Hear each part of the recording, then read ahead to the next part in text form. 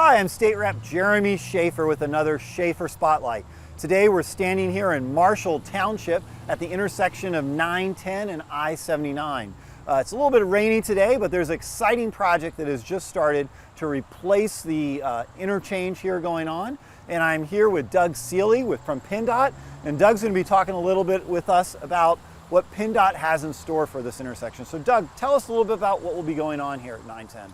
Well, thanks, Representative Shaffer. Appreciate the time here today. So we're very excited about this project here at the Wexford Interchange, the interchange with I-79 and State Route 910.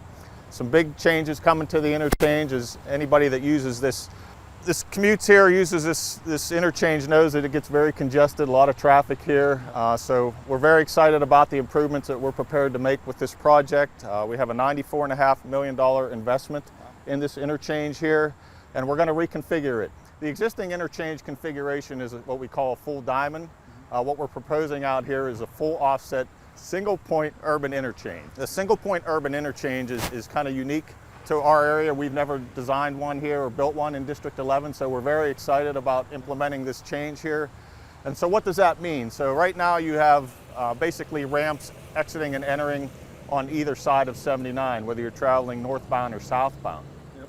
So with this redesign, this new configuration, which it's shortly called a SPUI instead of saying single point urban interchange. So with this SPUI, all the ramps are going to kind of converge on the west side of Interstate 79. So what does that mean? It's going to mean improved traffic flow through the area.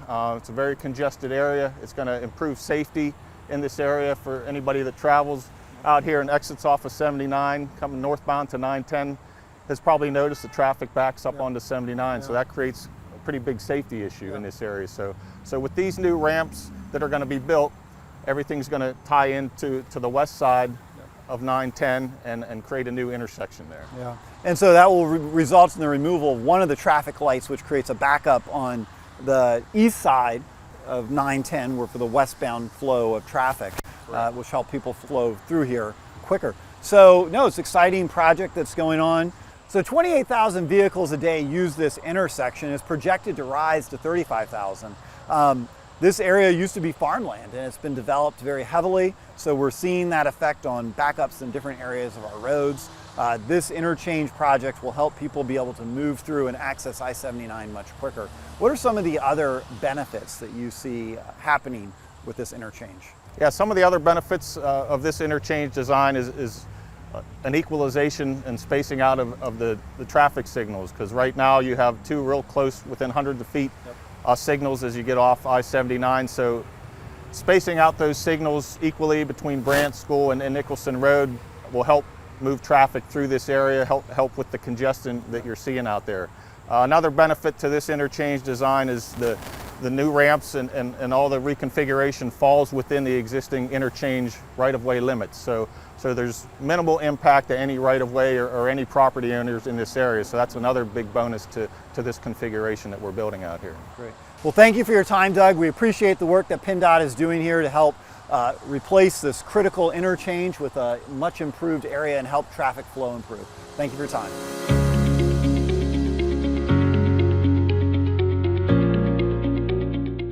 Now we're with Steve Sneddon here from PennDOT, who's in charge of the actual construction phase of this project that's going on. So Steve, can you tell us a little bit about what the timeline is going to be for how this interchange gets completed?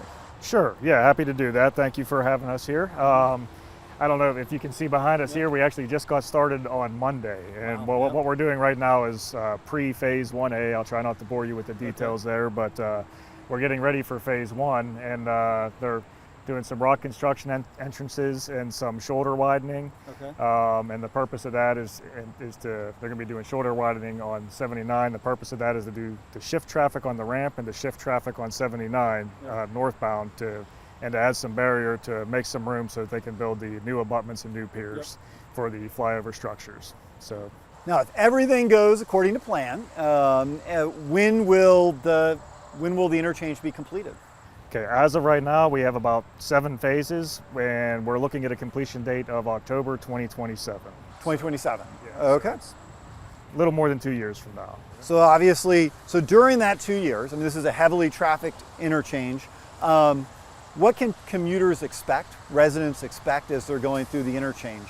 Okay, so through all the phases, we really took steps to try to make sure we maintain as much traffic as possible to try to minimize the inconvenience to the public. The only restrictions we're going to do on travel lanes essentially are going to be off-peak nightly restrictions between 7 p.m. and 6 a.m. We're going to maintain 3 lanes northbound and southbound during peak hours at all times on 79, and we're going to maintain access with all 4 ramps during the entire project to and from 79 northbound and southbound. So Steve, it's interesting, this project will be lasting 2 years, as you mentioned.